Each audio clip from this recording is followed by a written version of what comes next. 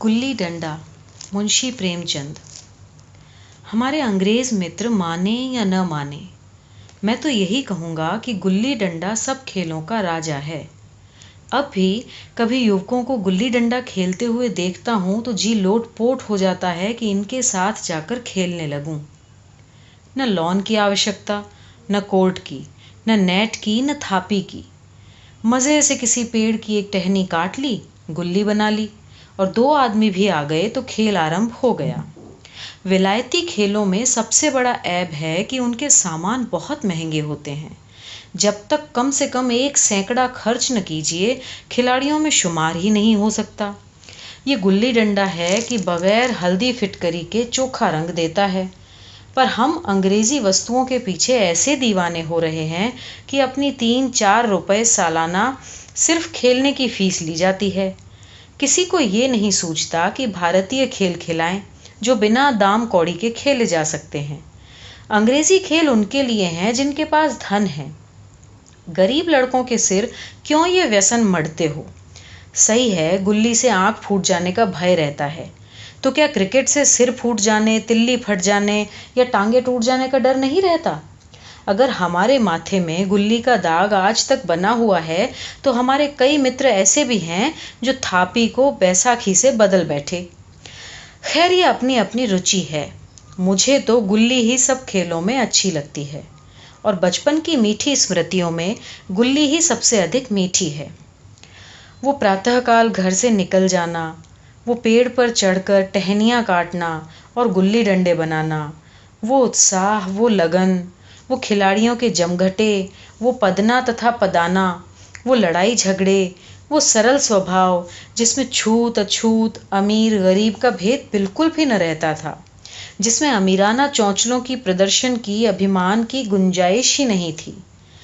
ये उसी वक्त भूलेगा जब घर वाले बिगड़ रहे हैं, पिताजी चौके पर बैठे वेग से रोटियों पर अपना गुस्सा उतार रहे हैं, अम्मा की दौड़ केवल द्वार तक है, लेकिन उनकी विचारधारा में मेरा अंधकारमय भविष्य टूटी हुई नौका की भांति डगमगा रहा है और मैं हूं कि पदाने में मस्त हूं।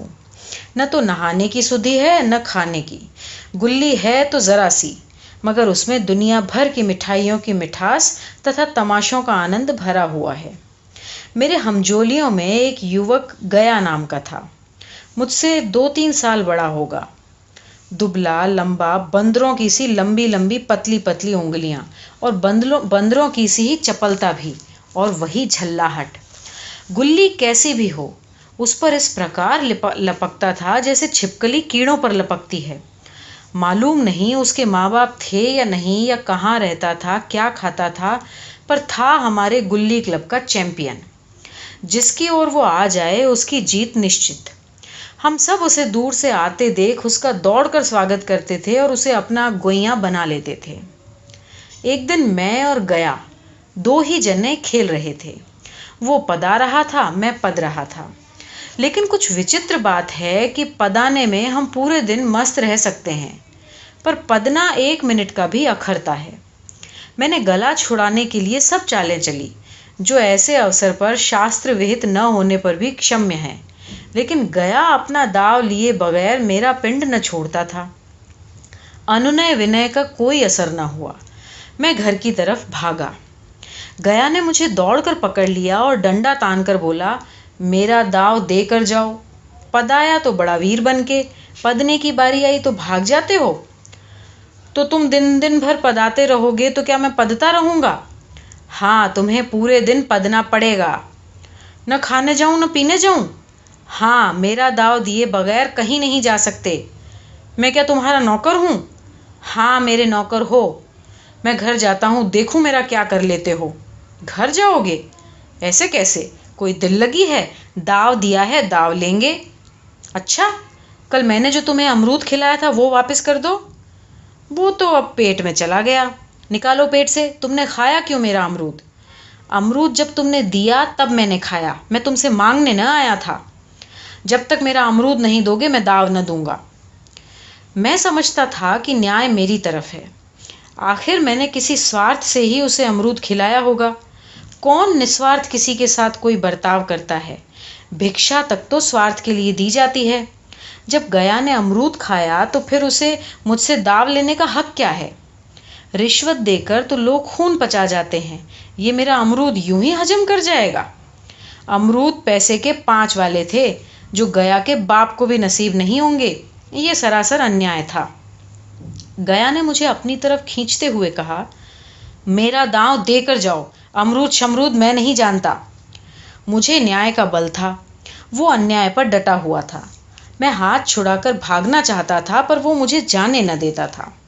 मैंने उसे गाली दी, उसने उससे कड़ी गाली दी, तथा गाली ही नहीं 2-1 चांटे भी जमा दिए। मैंने उसे दांत से काट लिया। उसने मेरी पीठ पे डंडा जमा दिया। मैं रोने लगा। गया मेरे इस अस्त्र का मुकाबला न कर सका और भागा। मैंने फौरन आंसू पोंछ डाले और डंडे की चोट भूल गया और हंसता हुआ घर जा पहुंचा। मैं थानेदार का युवक एक नीच जात के लौंडे के हाथों पिट गया। ये मुझे उस समय भी अपमानजनक मालूम हुआ, मगर घर में मैंने किसी से शिकायत न की। उन्हीं दिनों पिताजी का वहां से तबादला हो गया। नई दुनिया देखने की प्रसन्नता में मैं ऐसा फूला कि अपने हमजोलियों से बिछुड़ जाने का बिल्कुल दुख न हुआ। पिताजी दुखी थे। ये बड़ी आमदनी की जगह थी। अम्मी भी दुखी थी। यहाँ सब वस्तुएं सस्ती थीं और मोहल्ले की औरतों से घेराव सा हो गया था, लेकिन मैं मारे खुशी के फूला न समाता था। लड़कों से डींगे मार रहा था। वहाँ ऐसे घर थोड़े ही होते हैं। ऐसे ऐसे ऊंचे ऊंचे घर हैं कि आकाश से बातें करते हैं। वहाँ के अंग्रेजी स्कूल में कोई मास्टर युवकों को पीटे तो उसे जेल हो जाए। मेरे दोस्तों की फैली हुई आंखें और चकित मुद्रा बतला रही थी कि मैं उनकी निगाह में कितना ऊंचा उठ गया हूँ। बच्चों में मिथ्या को सच बना लेने की वो शक्ति है जो हम सत्य को मिथ्या बना लेते हैं, वो क्या समझेंगे? उन बेचारों को मुझसे कितनी स्पर्धा हो रही थी, मानो कह रहे थे कि तुम किस्मत के धनी हो भाई, जाओ, हमें तो इस उज्जड़ ग्राम में ही जीना है और मरना भी। 20 वर्ष गुजार दिए। मैंने इंजीनियरिंग पास की और उसी जिले का दौरा करता हुआ उसी कस्बे में पहुंचा तथा डाक बंगले में ठहरा। उस स्थान को देखते ही इतनी मधुर बाल स्मृतियां मन में जागीं कि मैंने छड़ी उठाई और कस्बे की सैर को निकल पड़ा। आंखें किसी प्यासे पथिक की तरह बचपन के क्रीड़ा स्थलों को देखने के लिए व्याकुल हो रही थीं। पर उस परिचित नाम के अलावा यहाँ और कुछ परिचित न था। जहाँ खंडहर था वहाँ पक्के घर खड़े थे। जहाँ बरगद का पुराना पेड़ होता था वहाँ अब एक सुंदर बगीचा था। स्थान की काया पलट हो गई थी। अगर उसके नाम तथा स्थिति का ज्ञान न होता तो मैं तो उसे पहचान भी न सकता। बचपन की संचित तथा अमर स्मृतियां बाहें खोले अपने उन पुराने मित्रों से गले मिलने को अधीर हो रही थी। लेकिन वो दुनिया बदल गई थी। ऐसा जी होता था कि उस धरती से लिपट कर रोऊं और कहूं, तुम मुझे भूल गई, मैं तो अब भी तुम्हारा वही रूप देखना चाहता हूं। सहसा एक खुली हुई जगह पर मैंने 2-3 युवकों को गुल्ली डंडा खेलते हुए देखा। एक पल के लिए मैं अपने को बिल्कुल भूल गया कि मैं एक ऊंचा अफसर हूं, साहबी ठाठ में, रौब और अधिकार के आवरण में। जाके एक युवक से पूछा, क्या बेटा यहाँ कोई गया नाम का आदमी रहता है? एक युवक ने गुल्ली डंडा समेट कर सहमे हुए स्वर में कहा, कौन गया? गया चमार? मैंने यूं ही कहा, हाँ हाँ वही, गया नाम का कोई व्यक्ति है तो शायद वही हो। हाँ है तो जरा उसे बुला सकते हो? युवक दौड़े हुए गया और एक क्षण में 5 हाथ के काले देव को अपने साथ लिए आता दिखाई दिया। मैं दूर से ही उसे पहचान गया। उसकी तरफ लपकना चाहता था कि उसके गले से लिपट जाऊं, पर कुछ सोच कर रह गया और बोला, कहो गया, मुझे पहचानते हो? गया ने झुककर सलाम किया। हाँ मालिक, भला पहचानूंगा क्यों नहीं, आप मज़े में रहें। बहुत मज़े में हूँ, तुम अपनी कहो। डिप्टी साहब का साइस हूँ। मतई, मोहन, दुर्गा ये सब कहाँ हैं, कुछ खबर है? मतई तो मर गया, दुर्गा और मोहन दोनों डाकिये हो गए, और आप? मैं तो नगर का इंजीनियर हूँ। सरकार तो पहले ही बड़े अक्लमंद थे। अब कभी गुल्ली डंडा खेलते हो? गया ने मेरी तरफ प्रश्न की आंखों से देखा। अब गुल्ली डंडा क्या खेलूंगा सरकार, अब तो पेट के धंधे से ही छुट्टी नहीं मिलती। आओ आज हम तुम दोनों खेलें, तुम पदाना हम पदेंगे, तुम्हारा एक दांव हमारे ऊपर है, वो आज ले लो। गया बहुत मुश्किल से राजी हुआ। वो ठहरा टके का मजदूर, मैं एक बड़ा अफसर, हमारा तथा उसका क्या जोड़। बेचारा झेप रहा था, लेकिन मुझे भी कुछ कम झेप न थी। इसलिए नहीं कि मैं गया के साथ खेलने जा रहा था, बल्कि इसलिए कि लोग इस खेल को अजूबा समझकर इसका तमाशा बना लेंगे तथा अच्छी खासी भीड़ लग जाएगी। उस भीड़ में वो मज़ा कहाँ रहेगा। पर खेले बगैर तो रहा नहीं जाता था। आखिर निश्चय हुआ कि हम दोनों जने बस्ती से दूर जाकर एकांत में खेलें। वहाँ कौन देखने वाला होगा। मज़े से खेलेंगे और बचपन की उस मिठाई को खूब रस ले लेकर खाएंगे। मैं गया को लेकर डाक बंगले पर आया और मोटर में बैठकर हम दोनों मैदान की तरफ चले। साथ में एक कुल्हाड़ी भी ले ली। मैं गंभीर भाव धारण किए हुए था, मगर गया अभी तक इसे मजाक ही समझ रहा था। फिर भी उसके मुख पर उत्सुकता अथवा आनंद का कोई चिन्ह न था। शायद वो हम दोनों में जो अंतर रह गया था, उसी को सोचने में मगन था। मैंने पूछा, तुम्हें कभी हमारी याद आई थी गया? सत्य कहना। गया झेंपता हुआ बोला, मैं क्या आपको याद करता हुजूर, किस काबिल हूँ। भाग्य में आपके साथ कुछ दिन खेलना बदा था, नहीं मेरी क्या गिनती। मैंने कुछ उदास होकर कहा, मगर मुझे तो बराबर तुम्हारी याद आती थी। तुम्हारा वो डंडा जो तुमने तान कर जमाया था, याद है ना? गया ने पछताते हुए कहा, वो लड़कपन था सरकार, उसकी याद मत दिलाइए। वाह, वो मेरे बाल जीवन की सबसे रसीली याद है।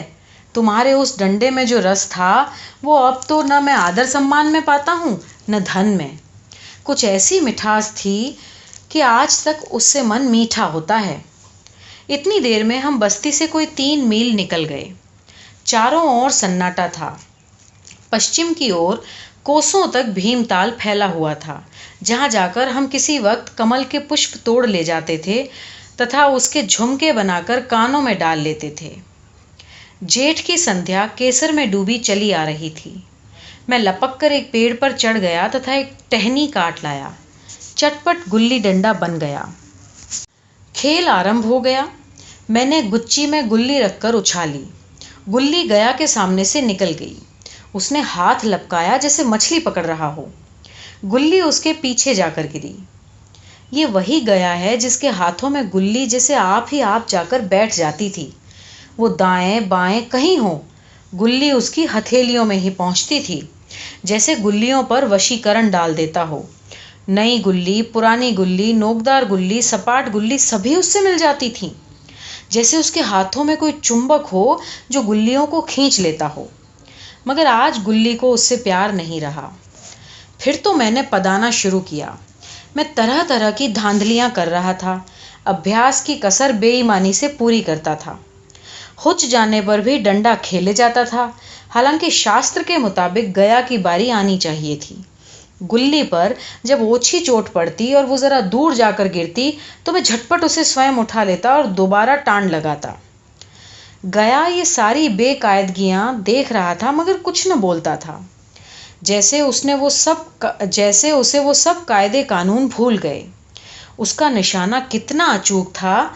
गुल्ली जब उसके हाथ से निकलती तो टन से जाकर डंडे में लग जाती थी। उसके हाथ से छूटकर उसका काम था डंडे से टकराना। मगर आज वो गुल्ली डंडे में लगती ही नहीं थी।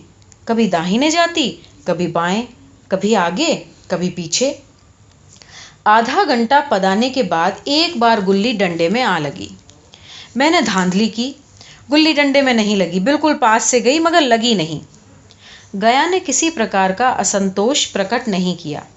न लगी होगी। डंडे में लगती तो मैं क्या बेईमानी करता? नहीं भैया, तुम कैसे बेईमानी करोगे? बचपन में मजाल थी कि मैं ऐसा घपला करके जीता बचता। यही गया गर्दन पर चढ़ बैठता। मगर आज मैं उसे कितनी आसानी से धोखा दिए चला जाता था। गधा है, सारी बातें भूल गया। सहसा गुल्ली डंडे में लगी और इतने जोर से लगी जैसे बंदूक से छूटी हो।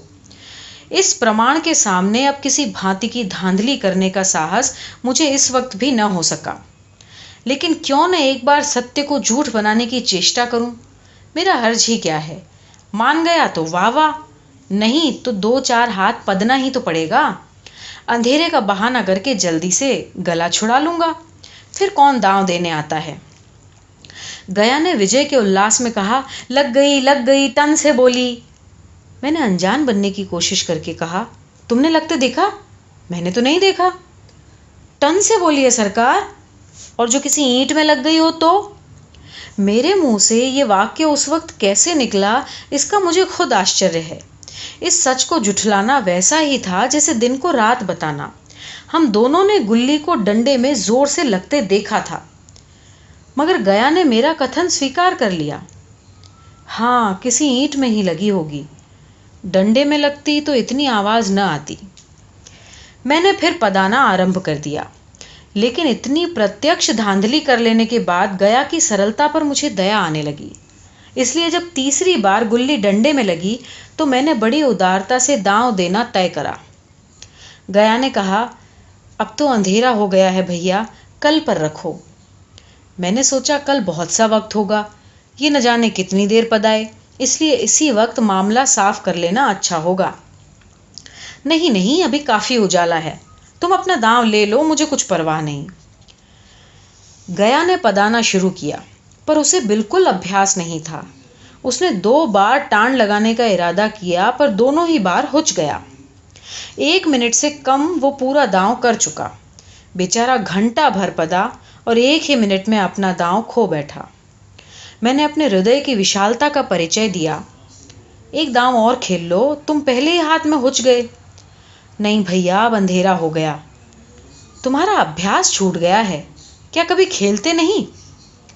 खेलने का वक्त कहाँ मिलता है भैया।